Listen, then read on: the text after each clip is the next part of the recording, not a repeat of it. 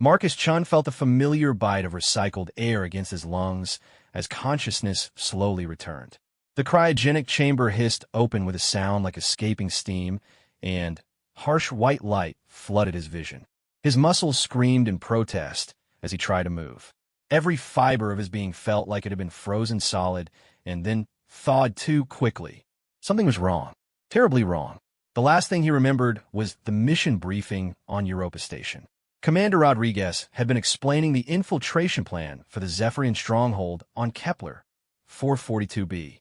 The alien war machine had been grinding through human colonies for 3 years, and intel suggested their command center was vulnerable.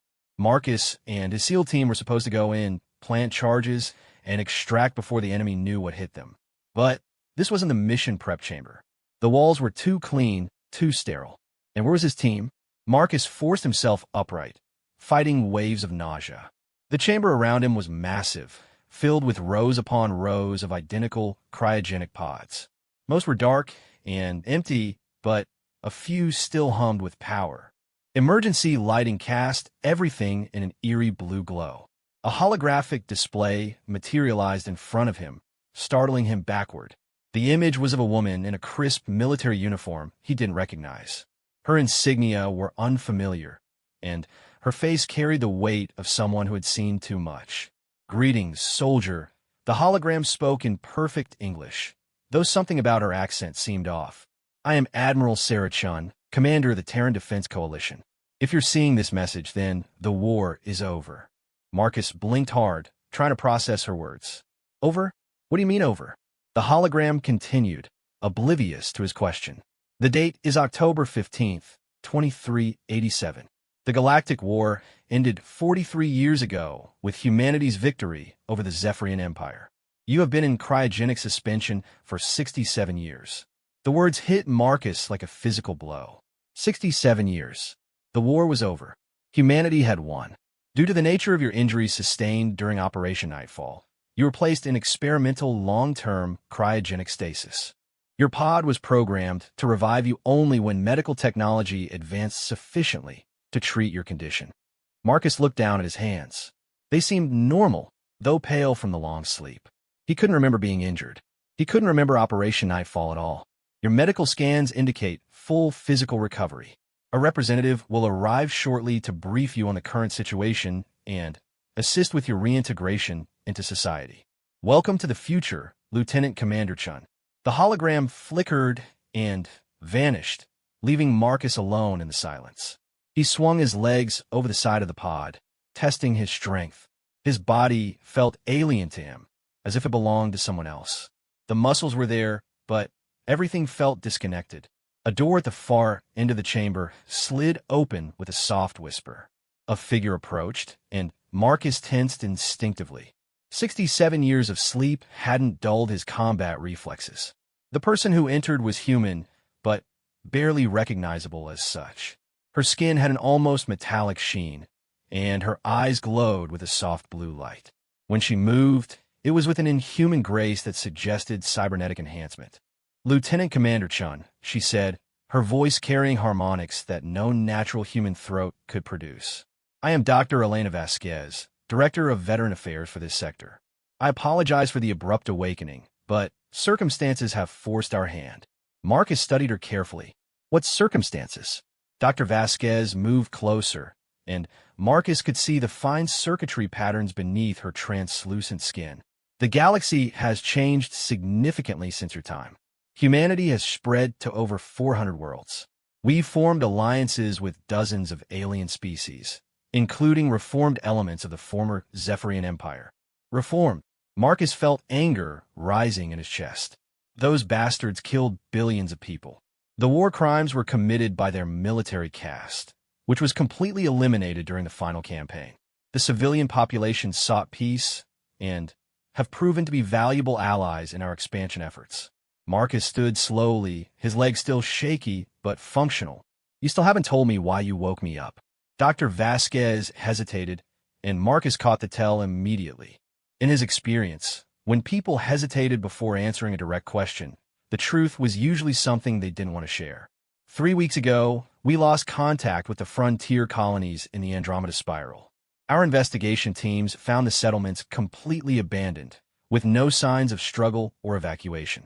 The only clue was a single message transmitted from the colony ship Prometheus before it went dark. She gestured, and another hologram appeared between them. This one showed a man in civilian clothes, his face pale with terror. Behind him, Marcus could see what looked like a ship's bridge in emergency lighting. "This is Captain Morrison of the Prometheus," the figure in the recording said, his voice tight with fear. "We've encountered something in the outer rim. They're not Zephyrian, not any known species. They don't communicate. They don't negotiate. They just consume everything. If anyone receives this, do not come looking for us. Do not." The transmission cut to static. Marcus felt something cold settle in his stomach. How many colonies? 17 so far. Population of roughly 2 million people. Dr. Vasquez's enhanced eyes dimmed slightly. "Our current military forces are primarily peacekeeping units designed for law enforcement and anti-piracy operations. We haven't fought a real war in over 40 years. The implication hung heavy in the air between them. Marcus understood now why they had awakened him. The new generation of humanity had grown soft during the long peace. They needed someone who remembered how to fight a real enemy. "Our leadership believes that your tactical experience and knowledge of pre-war military doctrine could be invaluable in determining how to respond to this threat," Dr. Vasquez continued. "We're hoping you'll consider leading a reconnaissance mission to the affected region." Marcus looked around the chamber again, at all the empty pods that had once held his fellow soldiers. His team, his friends, all dead now, whether from the war or simply the passage of time. He was alone in this strange future, a relic of a bloodier age. But if there were monsters in the dark threatening innocent people, well, that was exactly what he had been trained to handle. "When do we leave?" he asked. Dr. Vasquez's features shifted in what might have been relief. "There's a ship waiting for you. But first, we need to get you equipped and briefed on current technology.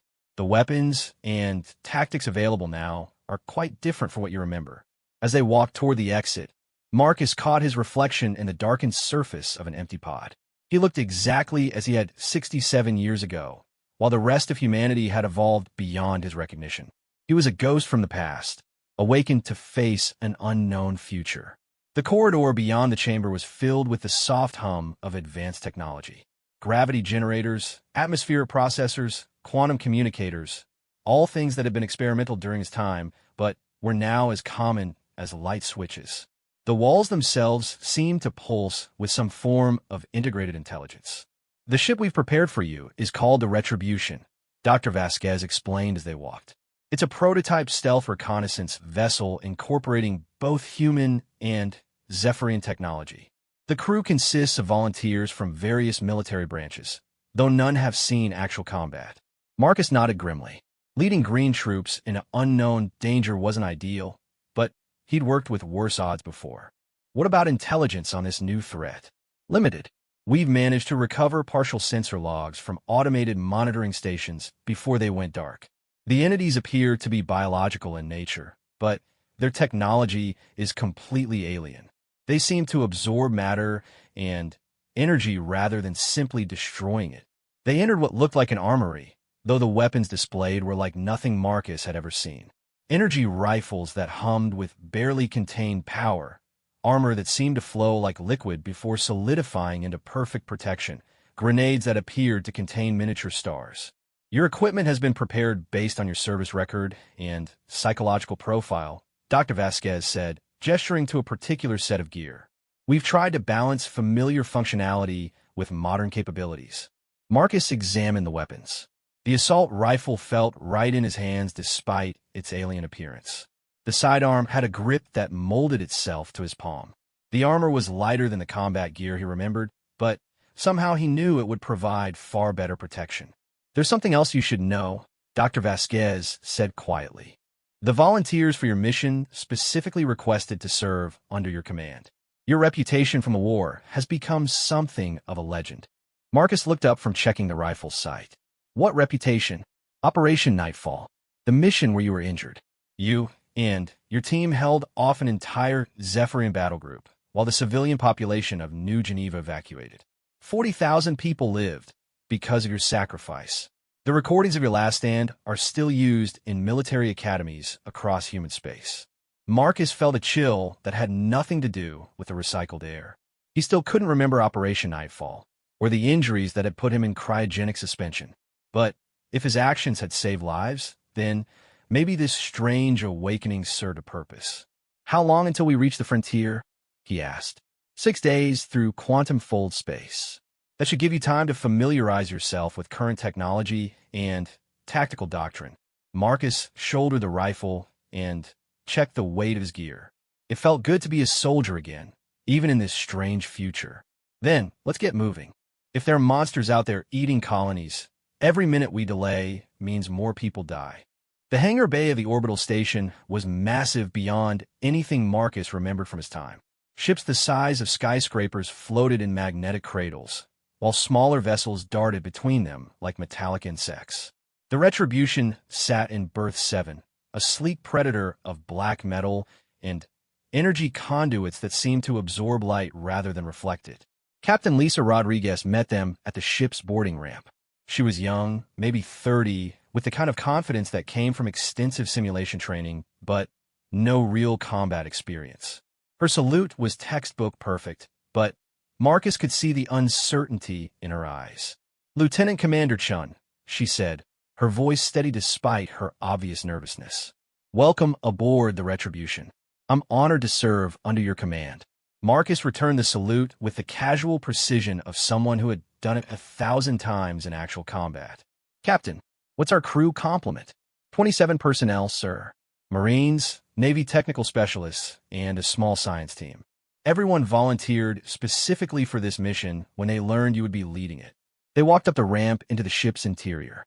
The corridors were wider than Marcus expected, with walls that seemed to shift and adapt as they passed. Crew members stopped what they were doing to watch him pass, and Marcus could see a mixture of awe and expectation in their faces. "Sir," Rodriguez continued, "I've taken the liberty of scheduling briefings with each department head. Our chief engineer wants to show you the modifications made to accommodate your tactical preferences, and our science officer has prepared an analysis of the available data on the entities." "Good. But first, I want to talk to the Marines." Rodriguez led him to a section of the ship that felt more familiar: Spartan bunks, weapon lockers, and the kind of utilitarian design that prioritized function over comfort. 12 Marines were assembled in the common area, standing at attention. Marcus studied them carefully. They were all enhanced to some degree. Improved reflexes, enhanced strength, better sensory capabilities. Their equipment was phenomenal by his standards, but something was missing. They moved like people who had never been shot at. "At ease," Marcus said, and the Marines relaxed into a more casual posture. "I'm going to be blunt with you. The last real war ended before any of you were born. You've trained in simulations and war games, but you've never faced an enemy that actually wants to kill you. Where we're going, that's going to change." A corporal near the back raised her hand. "Sir, our training scores are exemplary. We've run every combat simulation in the military database." Marcus nodded. "I'm sure you have, Corporal, but simulation is just practice. When someone is shooting back with the intention of putting you in a body bag, your brain does things that no computer can replicate. Fear, panic, rage. These are tools that can save your life or get you killed, depending on how you handle them." He moved among them, making eye contact with each Marine. "The things we're going to face aren't human. They won't think like humans, won't react like humans. Everything you know about tactics and strategy might be useless. The only advantage we have is that humans are very, very good at adapting to kill things that want to kill us." The Marines listened intently, and Marcus could see they were beginning to understand the reality of what they had volunteered for. "First rule," Marcus continued, "trust your instincts. If something feels wrong, it probably is. Second rule, stay together. No heroes, no individual glory. We win as a team, or we die as individuals. Third rule, when in doubt, shoot first and ask questions later. Dead enemies can't hurt your squad mates." The briefing continued for an hour, covering everything from combat psychology to field medical procedures. Marcus was impressed by their willingness to learn, even if he remained concerned about their inexperience. Later, in his quarters, Marcus sat alone studying tactical displays of the missing colonies. The pattern was disturbing. The entities, whatever they were, seemed to prefer isolated settlements with minimal defensive capabilities. But the fact that they could overwhelm military escort ships suggested significant technological capabilities. A soft chime announced a visitor. Dr. Sarah Kim, the ship's chief science officer, entered when he granted permission. She was older than most of the crew, probably in her 50s, with the kind of intense focus that Marcus associated with people who spent their lives thinking about impossible problems. "Commander, I wanted to discuss my analysis of the entity encounters," she said, setting a portable display on his desk. "I've found some disturbing patterns." The display showed a three-dimensional map of the affected region. Red zones marked the missing colonies, while yellow indicated areas that had reported strange sensor readings before going silent. "They're not attacking randomly," Dr. Kim explained. "There's a clear progression from the outer rim inward, and they seem to be targeting specific types of facilities. Agricultural worlds, mining operations, research stations, anything that involves resource extraction or biological cultivation." Marcus frowned at the display. "You think they're after resources?" "Not exactly. Look at this." The display zoomed in on one of the red zones. "This is the agricultural world of New Eden. Population of 50,000, with massive hydroponic farms producing food for 6 systems. When our investigation team finally reached it, the entire planet was barren. Not just the population missing, every plant, every microorganism, even the bacteria in the soil. Gone. What about the infrastructure? Intact but empty. Buildings, machines, vehicles, all untouched. But every trace of biological matter had been removed so thoroughly that our sensors couldn't detect so much as a single organic molecule." Marcus studied the data, feeling a familiar chill settle in his spine. During the war with the Zephyrians, he had learned to recognize the patterns that indicated a truly dangerous enemy. This felt worse. "Dr. Kim, in your professional opinion, what are we dealing with?" The scientist hesitated, then met his eyes. "I think we're dealing with a species that consumes biological matter for survival. But more than that, I think they're converting it. The energy signatures we detected before the monitoring stations went dark suggest massive biological processing on a scale we've never seen." "Processing for what?" "I don't know. But, Commander, if these entities are converting human populations into something else, then everyone we think is dead might actually be worse than dead." The implications hit Marcus like a physical blow. He had seen enough horror during the Galactic War to know that sometimes death was preferable to the alternatives. "How long until we reach the frontier?" "For days, sir." Marcus stood and walked to the small viewport in his quarters. Space stretched endlessly in all directions, filled with stars that might already be illuminating empty worlds. "Dr. Kim, I want you to prepare detailed briefings for the entire crew. If we're going into something like this, everyone needs to understand what we might face." "Yes, sir." "Commander, there's something else. The quantum fold communication network in the affected region has gone completely silent. Once we cross the frontier, we'll be cut off from human space.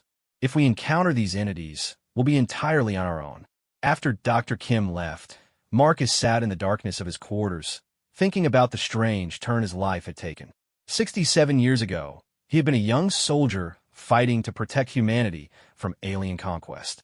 Now he was an old soldier in a young body, heading into the unknown to face a threat that made the Zephyrians look like schoolyard bullies.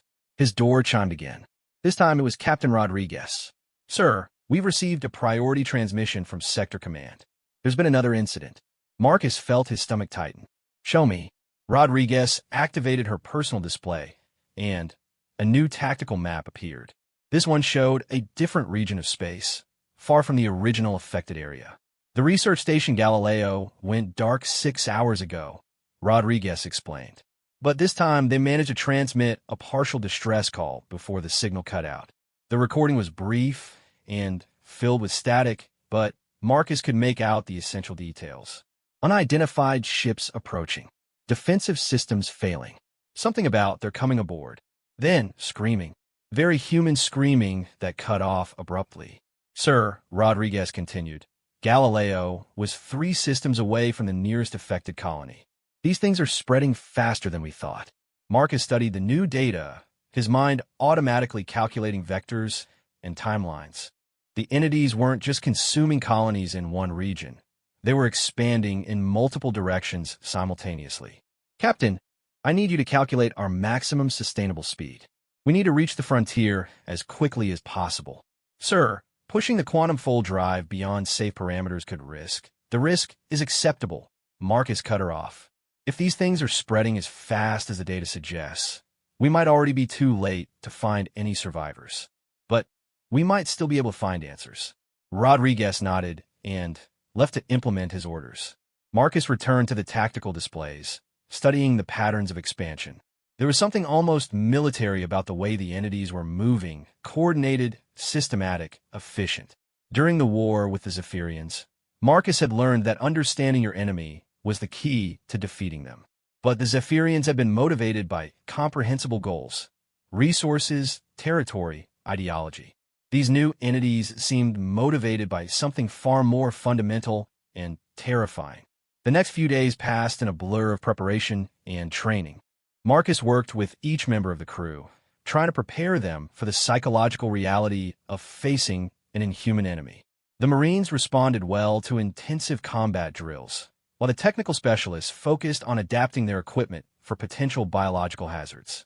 Dr. Kim spent her time developing theories about the entity's capabilities and weaknesses.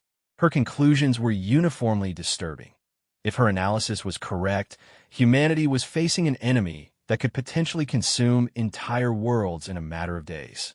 On the final day before reaching the frontier, Marcus stood in the ship's observation deck, watching the stars shift as they moved through quantum fold space. The rest of the crew was resting before what could be their final mission, but sleep had always been elusive for Marcus before combat operations. Captain Rodriguez joined him at the viewport. Sir, I wanted to thank you for the training you've provided. The crew feels much more prepared now. Marcus glanced at her. Captain, how do you feel about leading people into a situation where they might not come back? Rodriguez was quiet for a long moment. Honestly, sir, terrified. But also honored, I suppose. These things are killing innocent people, and we're the only ones in position to do anything about it. That has to count for something. Marcus nodded. It was the right answer, the kind of response that separated real soldiers from people who just wore the uniform. Captain, when we cross into the affected region tomorrow, we're going to discover things that no simulation could have prepared us for. When that happens, remember that fear is normal. Use it, don't fight it. And trust your training. They stood in comfortable silence, watching the stars. Somewhere ahead lay an enemy unlike anything humanity had faced before. But they also carried something those entities had probably never encountered: the accumulated fury and determination of a species that had spent millennia learning how to kill anything that threatened their survival. Marcus felt the familiar calm settling over him, the same feeling he'd had before every major operation during the war. Tomorrow would bring blood and death and choices that no one should have to make. But tonight, for just a few more hours, they could still hope that intelligence and courage would be enough. The stars ahead grew brighter as they approached the frontier, and Marcus allowed himself one last moment of peace before stepping back into the role he had been born to play: humanity's sword against the darkness. The quantum fold drive powered down with a deep harmonic vibration that Marcus felt in his bones. Through the observation windows, the Kepler 442 system appeared normal, a yellow star surrounded by the familiar dance of planets and orbital installations. But something was wrong. The absence of radio chatter, the lack of navigation beacons, the eerie silence where a thriving human colony should have been broadcasting constantly to space. Full sensor sweep, Marcus ordered from the bridge. I want to know about every piece of debris larger than a coffee cup. The crew worked with efficient tension, their enhanced senses and computer interfaces processing data at speeds that still amazed Marcus. Captain Rodriguez stood beside him, studying the tactical display as information flowed across the screens. Sir, called Lieutenant Davis from the sensor station, his voice tight with strain. I'm reading massive gravitational anomalies throughout the system. And the planetary surface of Kepler 442b, it's not showing any signs of life. Dr. Kim moved to her station, fingers dancing across holographic controls. I'm detecting trace amounts of organic compounds in the solar wind, but they're wrong somehow. The molecular structure suggests rapid biological breakdown on a planetary scale. Marcus felt the familiar ice in his stomach that came with confirmation of his worst fears. Put the planetary scan on the main display. The image that appeared made several crew members gasp audibly. Kepler 442b had once been a lush agricultural world, covered in vast farms and sprawling cities that supported nearly 1 million colonists. Now it looked like a desiccated corpse. The continents were brown and barren, the oceans had shrunk to mere puddles, and the atmosphere showed chemical signs of massive biological die-off. "Jesus Christ," whispered one of the Marines. "Get used to it," Marcus said grimly. "This is what we're here to investigate. Rodriguez, take us into orbit. Maximum stealth protocols." As the Retribution approached the planet, more disturbing details became visible. The cities were intact but empty, their lights still functioning but illuminating nothing but vacant streets. Massive agricultural facilities sat unused, their automated systems apparently still running despite having nothing to process. "Commander," Dr. Kim called out, "I'm detecting artificial structures in orbit that weren't in the original survey data.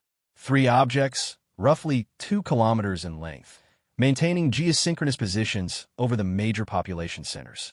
Marcus studied the tactical display. The alien structures were unlike anything in human or Zephyrian design. Organic curves mixed with crystalline angles, pulsing with energy patterns that seemed almost biological.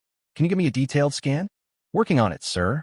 The structures are generating some kind of interference field that's making sensor locks difficult. Dr. Kim paused, her face growing pale as new data flowed across her screens. "Sir, I'm detecting movement inside those structures. Massive amounts of biological activity." The implications hit Marcus immediately. The missing population. "It's possible, sir." The energy signatures suggest extensive biological processing, but on a scale I've never seen. Each of those structures could theoretically contain hundreds of thousands of organisms. Marcus turned to Captain Rodriguez. "We need to get closer. Can the stealth systems get us within scanning range without detection?" "It's risky, sir, but possible. The alien structures don't seem to be actively scanning for threats." "Do it." The Retribution moved silently through space, its advanced stealth systems bending sensor waves and masking its heat signature. As they approached the nearest alien structure, details became clearer and more disturbing. The surface wasn't metal or ceramic like human ships. It looked organic, with what appeared to be circulatory systems visible beneath a translucent outer layer. "My God," Dr. Kim breathed, studying the close-range scans. "It's not a ship. It's a living organism, a massive biological entity that's been engineered or evolved for space travel." "What about the humans?" Dr. Kim's fingers trembled as she worked. "I'm detecting human DNA signatures throughout the structure, but they're integrated somehow.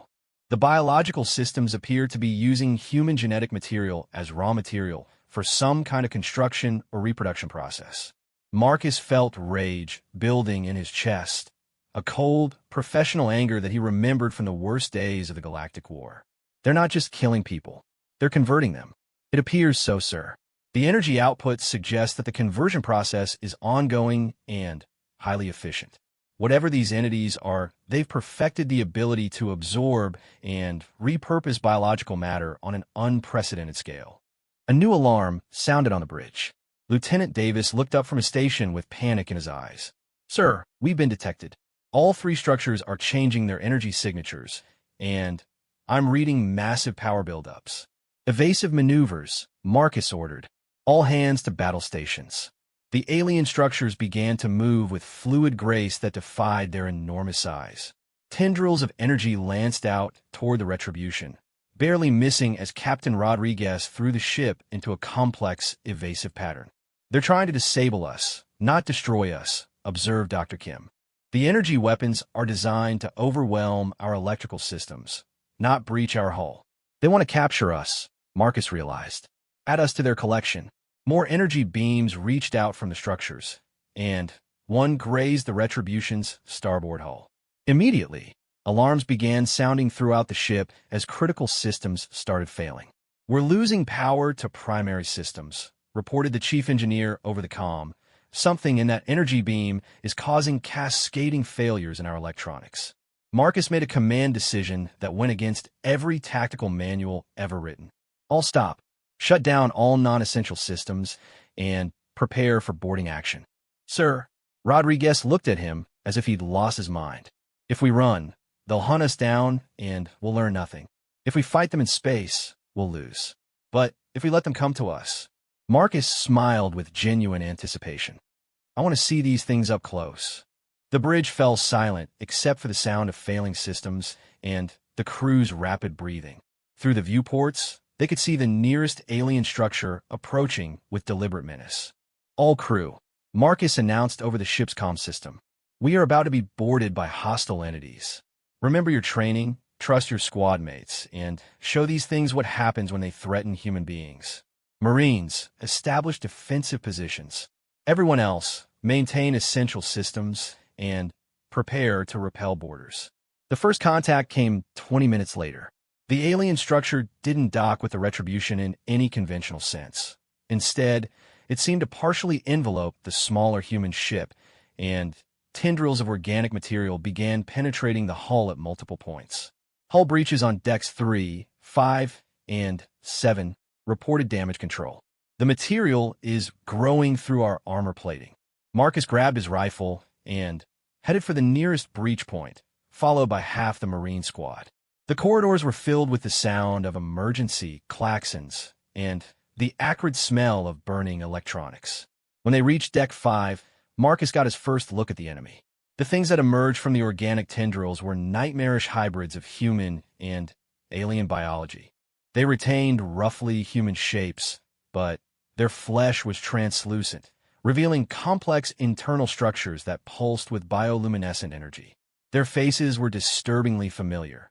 Marcus could see features that had once belonged to colonists, now twisted into something that was no longer entirely human. Open fire, Marcus ordered, and the corridor erupted in energy weapon discharges. The hybrid creatures moved with inhuman speed and coordination, but they weren't invulnerable.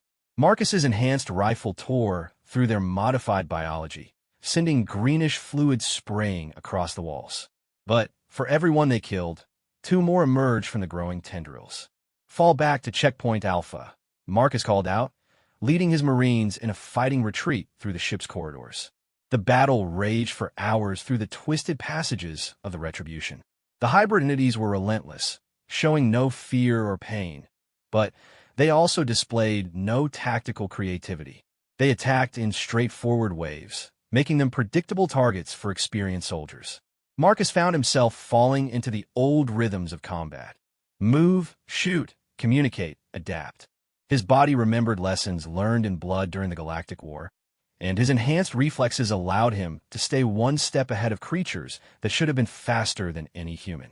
Commander, Captain Rodriguez's voice crackled through his comm unit. Dr. Kim has discovered something important about these things. Marcus put 3 rounds into an approaching hybrid before responding. What kind of discovery? Their networks somehow kill enough of them in one area, and the others become less coordinated. Dr. Kim thinks they share a collective consciousness. That was tactically useful information. Marcus immediately began adjusting his squad's positioning to maximize the disruption they could cause to the entity network. All squads, focus fire on groups rather than individuals, he ordered. We need to break their coordination. The strategy worked. As the Marines concentrated their firepower, the hybrid attacks became increasingly disorganized.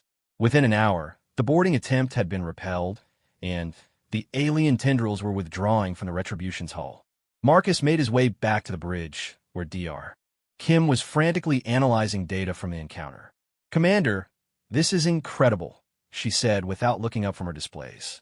These entities aren't just converting humans. They're creating a hybrid species that retains human intelligence while gaining alien capabilities. But the process is imperfect.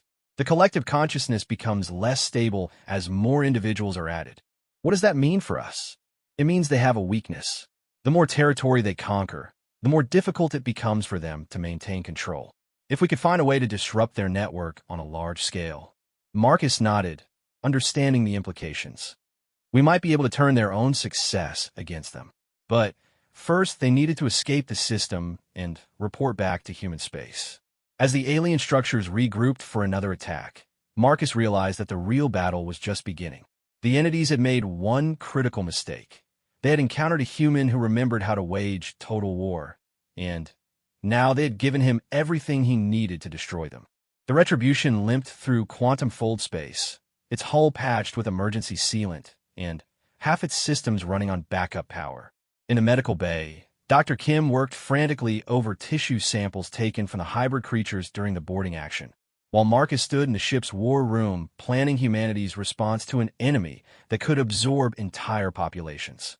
"Sir," Lieutenant Davis called from the communication station, "we're receiving a priority transmission from Sector Command. They're requesting immediate debriefing." Marcus glanced at the displays showing their current position, still 18 hours from the nearest human outpost. "Tell them we'll transmit a full report when we reach safe harbor. Right now, I need every power cell focused on keeping us moving." Captain Rodriguez entered the war room carrying a data pad filled with damage reports. "We lost 3 Marines during the boarding action, and another 5 are in medical with injuries that our automated systems can't fully treat. The alien infection seems to resist conventional medical intervention." Infection. Marcus looked up from the tactical displays. Dr. Kim discovered that even brief contact with the hybrid creatures transfers some kind of biological agent. It's not immediately fatal, but it appears to be trying to rewrite human DNA at the cellular level. Marcus felt ice settle in his stomach. "Show me." They made their way to the medical bay, where 3 Marines lay unconscious on treatment tables. Their skin had taken on the same translucent quality that Marcus remembered from the hybrid creatures, and their vital signs showed patterns that were becoming less human by the hour. Dr. Kim looked up from her microscope, her face pale with exhaustion and fear. "Commander, what we're dealing with is beyond anything in our medical databases. The alien agent doesn't just convert human tissue, it rewrites it entirely, turning victims into nodes in their collective consciousness. How long do they have? Based on a rate of conversion, maybe 48 hours before the process becomes irreversible." "But, Commander, that's not the worst part." Dr. Kim gestured to her analysis displays. "I've been studying the conversion process, and I think I understand what these entities really are." Marcus studied the complex biological diagrams filling the screens. "Explain it in simple terms, Doctor. They're not a natural species. Someone or something created them as the ultimate biological weapon. They're designed to consume and convert other life forms, then use the absorb intelligence to improve their own capabilities. Every species they absorb makes them smarter, more adaptable, more dangerous." The implications hit Marcus immediately. How many species have they absorbed? Based on the genetic fragments I've found, at least 17 distinct intelligent species. Some of the technology I've detected suggests civilizations far more advanced than humanity. Marcus turned to Rodriguez. "Give me a secure channel to Admiral Chun at Sector Command. She needs to hear this directly." The communication was established as the Retribution dropped out of quantum fold space near the outer beacon platforms of the Solar Defense Network. Admiral Chen's hologram appeared in the war room, her enhanced features grim with concern. "Commander Chun, your preliminary report is disturbing. Tell me you have some good news." "I wish I did, Admiral. These entities represent an extinction-level threat to all biological life in the galaxy. They're not just killing humans, they're absorbing our intelligence and capabilities to make themselves stronger." Marcus transmitted Dr. Kim's analysis to the Admiral, watching her expression grow increasingly grave as she reviewed the data. "Commander, based on your recommendations, what's our best strategic response?" Marcus had been thinking about that question for days. "We need to evacuate every frontier colony immediately and establish a defensive perimeter at the edge of human space. But more importantly, we need to find where these things came from and who created them. You think they're artificial?" Dr. Kim's analysis suggests they're too perfect as biological weapons to have evolved naturally. Someone designed them to do exactly what they're doing, consuming entire civilizations and adding their knowledge to a collective intelligence. Admiral Chun was quiet for a long moment. "Commander, I'm going to be blunt. Our current military forces are designed for peacekeeping and anti-piracy operations. We don't have the capability to fight a war of extinction against an enemy that grows stronger with every victory. Then, we need to change our capabilities, Admiral. First, what do you recommend? Marcus had hoped he would never have to make this suggestion, but the alternative was the extinction of humanity. Reactivate the war protocols. Authorize the construction of weapons that were banned after the Galactic War. And wake up every surviving veteran from cryogenic storage. The Admiral's enhanced eyes widened. Commander, the war protocols were sealed for good reason. The weapons you're talking about could devastate entire star systems. Admiral, these entities have already devastated 17 colonies and absorbed millions of people. In 6 months, they could be at Earth's doorstep with a collective intelligence of dozens of species behind them. Sometimes the only way to prevent genocide is to commit to total war. After a long pause, Admiral Chun nodded grimly. I'll present your recommendations to the Defense Council. In the meantime, I want you to return to Earth for a full debriefing. And, Commander, prepare detailed tactical assessments for fighting an enemy that can convert our own people against us. The transmission ended, leaving Marcus alone with the weight of what he had just set in motion. During the Galactic War, humanity had developed weapons that could crack planets and sterilize entire solar systems. Those weapons had been sealed away as too dangerous for a civilized galaxy, but civilization was exactly what was at stake. Dr. Kim entered the war room carrying a datapad. Commander, I have an update on our infected personnel. The conversion process has accelerated, but I've made a discovery that might be important. She activated the room's holographic display, showing a complex molecular structure. The conversion agent requires constant communication with a collective consciousness to maintain stability. When I isolated tissue samples from the hybrid creatures, they began breaking down within hours. Marcus studied the display. You're saying they can't survive without their network? Exactly. But more than that, if we could disrupt the network signal over a large area, it might cause all converted individuals in that region to revert to their original biological state. Is that possible with current technology? Dr. Kim hesitated. Not with conventional technology. But if the war protocols are reactivated, there are experimental quantum disruption weapons that might be able to interfere with their collective consciousness on a system-wide scale. Marcus felt something that might have been hope-stirring in his chest. How long would it take to develop such a weapon? With unlimited resources and authority to access classified research? Maybe 6 months. But, Commander, there's a risk. If we get the frequency wrong, we might accidentally disrupt human neural activity instead. Doctor, in 6 months, these entities could control half the galaxy. We have to take that risk. The Retribution docked at Earth Orbital Station 3 days later, and Marcus found himself once again in the sterile corridors of military bureaucracy. But this time was different. The faces around him carried the weight of species survival, and the conversations in briefing rooms focused on weapons that could reshape the fundamental nature of warfare. The Defense Council meeting lasted 14 hours. Marcus presented his tactical assessment to military leaders, politicians, and scientists, all of whom struggled to comprehend the scope of the threat humanity faced. Some argued for negotiation, others for defensive strategies, but Marcus kept returning to a single fundamental truth. These entities could not be reasoned with or contained. They had to be destroyed completely, or they would eventually destroy everything else. Commander Chun, said Defense Minister Williams, your recommendations essentially call for humanity to transform itself into a war machine. The social and economic cost would be enormous. Minister, Marcus replied, the cost of not transforming will be extinction. These entities don't want territory or resources. They want to consume every thinking being in the galaxy and add our intelligence to their collective. There is no negotiation possible with an enemy whose only goal is to absorb you. The debate continued for hours, but Marcus could see the tide turning. The evidence was too overwhelming, the threat too existential for political considerations to matter. Humanity would go to war again, and this time it would be a war for the very right to exist as an independent species. When the vote finally came, it was unanimous. The war protocols were reactivated, and Marcus found himself promoted to Supreme Commander of Human Defense Forces, a position that hadn't existed since the end of the Galactic War. His first order was to begin the emergency reactivation of cryogenic storage facilities throughout human space. Within weeks, thousands of veterans from the Galactic War would be awakened to find themselves in a new conflict that made their previous battles look like training exercises.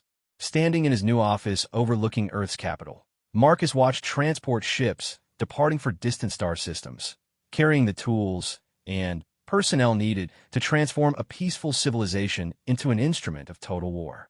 It was a transformation he had hoped humanity would never need to make again, but the alternative was too terrible to contemplate.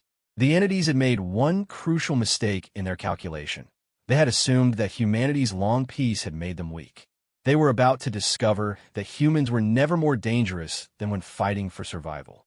The real war was about to begin, and this time there would be no prisoners taken by either side. 6 months later, Marcus stood on the bridge of the Vengeance, humanity's first purpose-built war dreadnought in over 4 decades. Through the massive viewport, he could see the assembled fleet, 300 ships carrying weapons that had been theoretical nightmares just months ago. Quantum disruptor cannons, reality bombs, consciousness scramblers, and dozens of other devices that could rewrite the fundamental laws of physics in localized areas. The awakened veterans had adapted to their new reality with the grim efficiency that Marcus remembered from the Galactic War. Admiral Sarah Chun commanded the fleet's tactical operations, while General Rodriguez led the ground forces equipped with armor that could withstand planetary bombardment. Dr. Kim had become the head of Human Defense Sciences, overseeing the development of weapons specifically designed to disrupt collective consciousness networks. Supreme Commander, Admiral Chen's voice came through the comm system. All fleet elements report ready for Operation Cleansing Fire. Target coordinates are locked, and quantum disruptor arrays are charged to maximum yield. Marcus studied the tactical display showing the Andromeda Spiral, where the entities had established what intelligence suggested was their primary staging area. 17 solar systems had gone dark in the region, but reconnaissance drones had detected massive alien structures that dwarfed anything they had seen before. Dr. Kim, final status on the consciousness disruption field? All systems green, Commander. The quantum field generators should create an interference pattern that disrupts collective neural networks across a range of approximately 50 light-years. But I have to warn you again, if our calculations are wrong, we could accidentally lobotomize every human in the target area. Understood, Doctor. All ships, this is Supreme Commander Chen. Today we find out whether humanity's capacity for violence is greater than an enemy's capacity for absorption. If we succeed, we save our species. If we fail, there won't be anyone left to remember that we tried. The fleet moved through quantum-fold space toward their target, carrying the accumulated fury of a species that had spent 6 months learning that their peaceful future was built on the bones of civilizations that had failed to fight hard enough for survival. When they dropped back into normal space, the sight that greeted them defied comprehension. The entities had transformed the entire Andromeda Spiral into a vast biological superstructure. Planets had been converted into massive organic processing centers connected by tendrils of living tissue that spanned entire star systems. The central star itself pulsed with unnatural rhythms, as if the entities were feeding off its nuclear fusion. Jesus Christ, whispered someone on the bridge. They're turning the whole galaxy into one giant organism. Marcus studied the sensor readings with professional detachment. The enemy had grown far beyond their initial estimates. The collective consciousness now included not just the absorbed populations of human colonies, but dozens of other species that had been consumed during their expansion. Admiral Chun, initiate Operation Cleansing Fire. All ships, weapons free. The battle that followed lasted 14 hours and redefined the nature of warfare. Humanity's quantum disruptor cannons tore holes in reality itself, while the entity response came in the form of biological weapons that could rewrite matter at the atomic level. Ships on both sides were consumed, converted, or simply ceased to exist as the fundamental forces holding them together were disrupted. Marcus found himself commanding not just a battle, but a war for the right of individual consciousness to exist. The entities fought with perfect coordination and mathematical precision, but humans fought with something the collective mind couldn't understand or counter: the furious creativity of independent thought.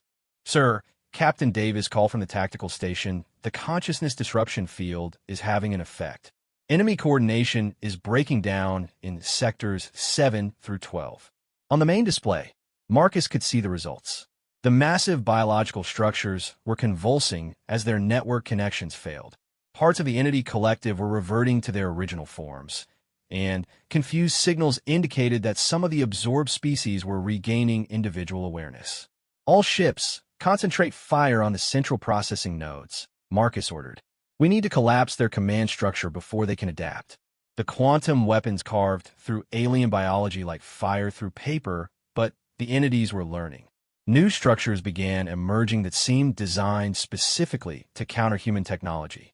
The collective was adapting in real time, using the absorbed intelligence of dozens of species to develop countermeasures. Commander, Dr. Kim's voice came through the comm, tight with strain. I'm reading massive power buildups throughout the enemy structure. They're preparing some kind of consciousness weapon. If they successfully deploy it, they could absorb our entire fleet instantaneously. Marcus made the decision that would define the rest of the war. All ships, prepare for simultaneous reality bomb detonation. Target coordinates are the central star. Sir, Admiral Chen's voice carried shock that will destabilize the entire system. The gravitational effects could destroy our fleet along with theirs. Admiral, if we let them complete their weapon, humanity dies. This is our only chance to break their collective permanently. The reality bombs were humanity's most terrible weapon, devices that could temporarily suspend the laws of physics in a localized area, causing matter and energy to behave according to human, well, rather than universal constants. Their detonation would create a zone where individual consciousness trumped collective intelligence, where creativity mattered more than coordination. All ships report ready for reality bomb deployment, Admiral Chan announced after a tense minute. Execute, Marcus ordered. The combined detonation of 47 reality bombs created a sphere of pure human intention roughly 3 light years in diameter. Within that sphere, the laws governing collective consciousness ceased to function. Every entity, every absorbed individual, every hybrid creature suddenly found themselves alone in their own mind for the first time in millennia. The results were instantaneous and devastating for the entities. Without their collective network, the biological superstructures began collapsing. Absorbed species began reasserting their individual identities. Most importantly, the central intelligence directing the entity expansion suffered what could only be described as a massive psychotic break. Marcus watched on the tactical display as the entity collective tore itself apart. Freed from network control, the various absorbed species turned on each other and on the remaining entity structures. The carefully orchestrated expansion became a chaotic civil war between dozens of different biological factions. Sir, Dr. Kim's voice was filled with wonder. It's working. The consciousness disruption is spreading beyond the reality bomb area. The network collapse is cascading throughout their entire domain. But Marcus knew the price they had paid. The reality bombs had destabilized local space-time, creating areas where human ships could survive only through constant technological intervention. They had won the battle, but the victory had created a dead zone that would remain uninhabitable for centuries. All ships begin recovery operations, Marcus ordered. Scan for survivors from the absorbed populations and prepare for long-term occupation. We need to make sure these entities can never reassemble their collective. The cleanup took 3 years. Scattered entity remnants continued to pose threats throughout the former collective territory, but they had lost the coordination and intelligence that made them existentially dangerous. More importantly, thousands of individuals from dozens of species were rescued from the collapsed biological structures and helped to recover their individual identities. Marcus found himself appointed as the first human governor of the reclaimed territories, tasked with establishing policies that would prevent any future attempt to rebuild the entity collective. It was thankless work requiring constant vigilance, but it was necessary. On the 5th anniversary of Operation Cleansing Fire, Marcus stood in his office on New Geneva, a restored colony world that had become the capital of the reclaimed territories. Through his window, he could see humans working alongside freed Zephyrians, liberated Altarians, and dozens of other species that had been given back their individual minds. Dr. Kim, now elderly despite her enhancements, entered his office carrying a final report on the entity threat. "Commander, I wanted to give you the final analysis personally. We've confirmed that the entity collective was completely artificial, created by a species called the Architects roughly 50,000 years ago as the ultimate weapon against individualistic civilizations." Marcus looked up from his administrative work. What happened to the Architects? They were consumed by their own creation about 30,000 years ago. The entities have been working their way through the galaxy ever since, absorbing every civilization they encounter. We found evidence of over 300 extinct species. Any chance of the collective reforming? Dr. Kim shook her head. The reality bomb detonations created permanent quantum scarring that prevents large-scale consciousness networks from forming in this region of space. The entities that survived are limited to individual intelligence, which makes them manageable. Marcus nodded, feeling a satisfaction that was both professional and deeply personal. "Doctor, what's your assessment of humanity's current position?" "Honestly, Commander, we're stronger than we've ever been. The war forced us to develop technologies and capabilities that put us decades ahead of where we would have been otherwise. And the alliance with the liberated species has created the largest peaceful coalition in recorded galactic history." That evening, Marcus walked through the streets of New Geneva, observing the remarkable civilization that had emerged from the ashes of an extinction war. Children who were part human and part alien played together in parks that wouldn't have existed without the victory over the entities. Artists created works that blended the aesthetic traditions of a dozen species. Scientists collaborated on projects that no single race could have completed alone. The war had ended 3 years ago, but its consequences would shape the galaxy for millennia. Humanity had proven that individual consciousness could triumph over collective absorption, that creativity was more powerful than coordination, that the chaos of independent thought was stronger than the order of networked minds. As Marcus made his way home, he reflected on the strange path his life had taken. He had awakened from cryogenic sleep to find a peaceful galaxy threatened by an enemy that wanted to absorb all independent thought. He had been forced to reawaken humanity's capacity for total war, to develop weapons that could rewrite reality itself, to fight a battle where defeat meant the extinction of individual consciousness. But they had won. Not just survived, but thrived. The galaxy was safer, stronger, and more diverse than it had ever been. The price had been enormous. Millions dead, entire star systems rendered uninhabitable, technological capabilities that would be forever tempting to misuse. Yet as Marcus watched the mixed crowds of humans and aliens going about their evening routines, he knew it had been worth it. The Galactic War had ended 43 years ago, but the real war, the war for the right of individuals to think their own thoughts, had just concluded with humanity's greatest victory. Somewhere in the darkness between the stars, there might be other collectives, other threats to independent consciousness. But now the galaxy had defenders who remembered how to fight for something more important than survival. They fought for the right to remain themselves. The war was over. Individual minds had triumphed over collective absorption. And somewhere in that triumph, humanity had finally found its place as protectors of the chaotic, creative, beautifully independent diversity of conscious life. As they headed toward the hangar bay, Marcus allowed himself one last look back at the cryogenic chamber. Somewhere in those empty pods lay the ghosts of his past, his team, his war, his old life. But ahead lay something new and unknown, a threat that required the kind of vicious determination that his generation had learned in the blood and fire of the Galactic War. The future might belong to enhanced humans and alien allies, but right now, it needed something older. Something primitive and brutal and absolutely human. It needed a warrior from the past who remembered how to kill.